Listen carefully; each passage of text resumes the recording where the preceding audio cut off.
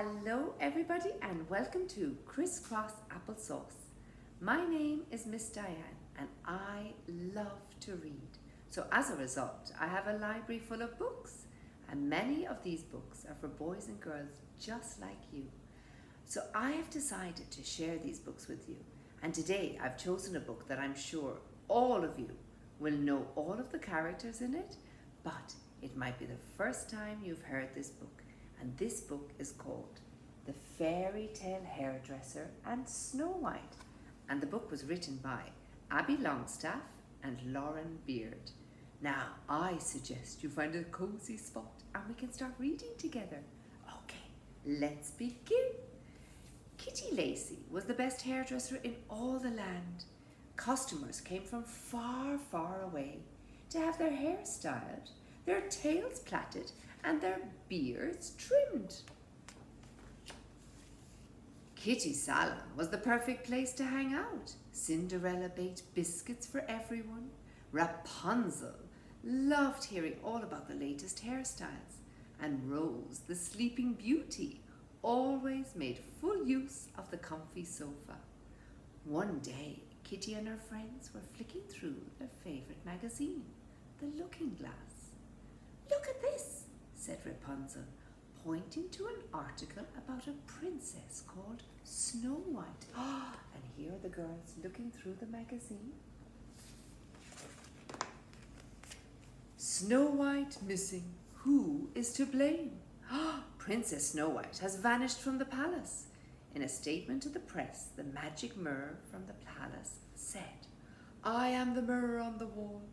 I said Snow White was the fairest of all.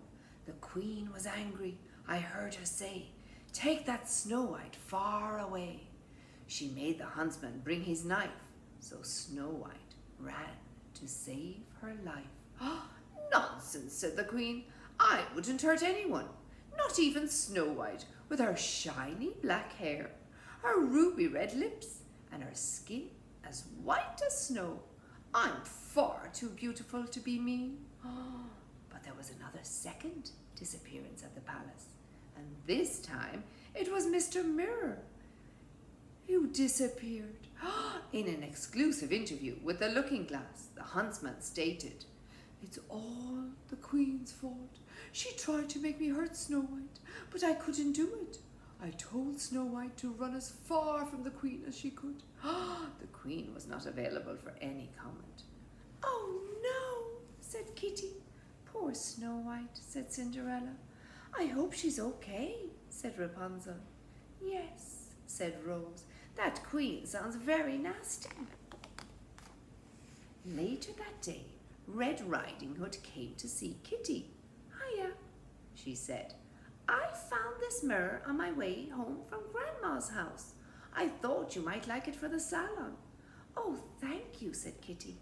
The mirror had a blue glow and seemed to shimmer strangely in the light.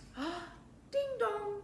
Just then the door opened and in came 7 dwarfs for 7 haircuts and 7 beard trims. They really do look like they need to have their hair cut. "Can you keep a secret?" said the eldest dwarf as Kitty chopped and trimmed. "We're hiding a runaway." "Yes," said the youngest. "She's so kind. She has shiny black hair and ruby red lips. Her skin is as white as snow.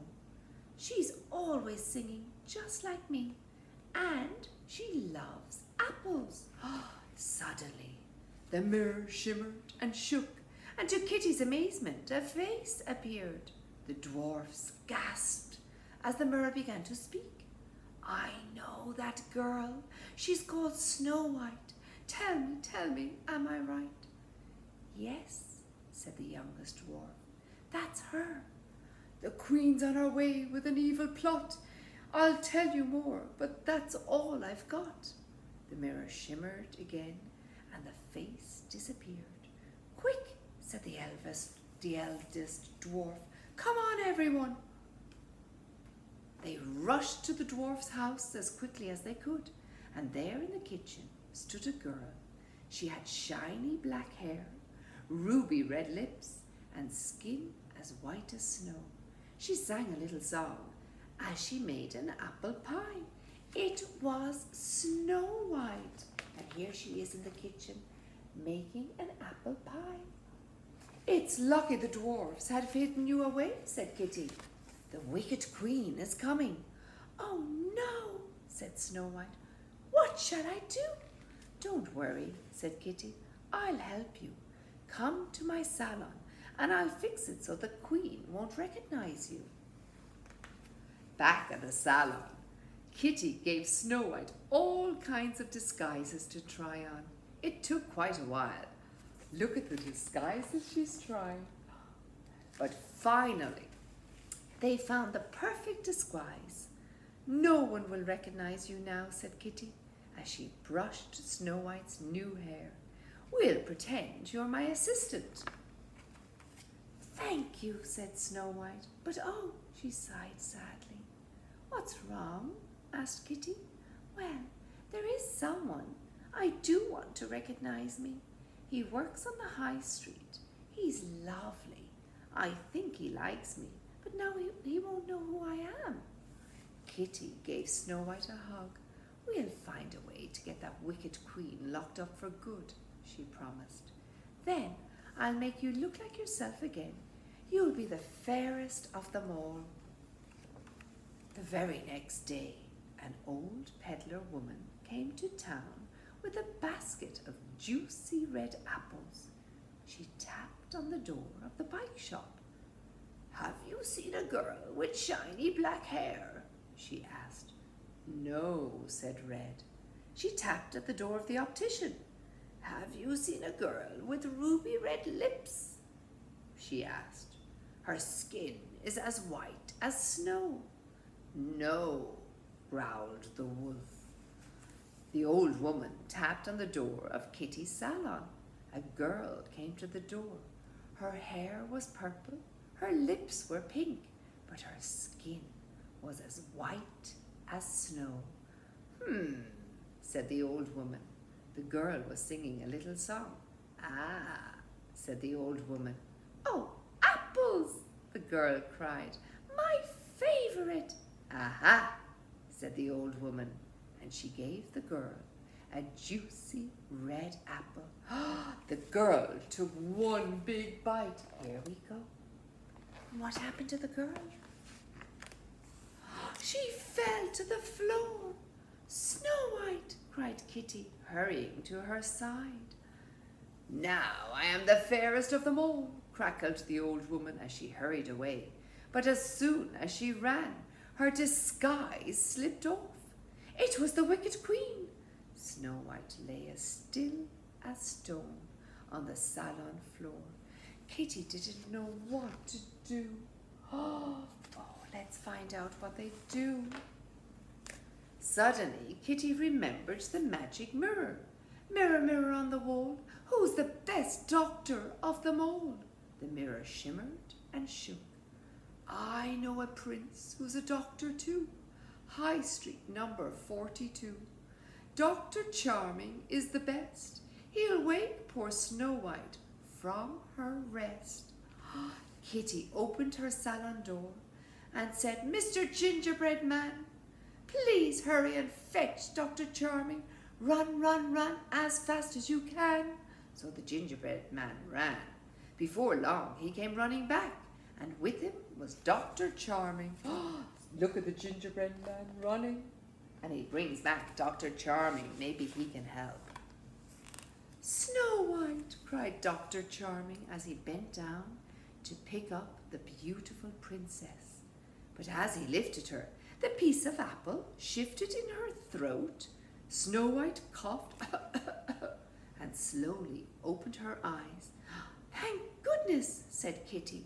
Hello, Snow White, said Dr. Charming as he held her in his arms. Snow White smiled. How did you know it was me? I'd recognize you anywhere, said Dr. Charming. Here's Dr. Charming and Snow White. As soon as he heard what happened, The grand old Duke set out to capture the wicked Queen. He marched his men up to the top of the hill, and he marched them down again.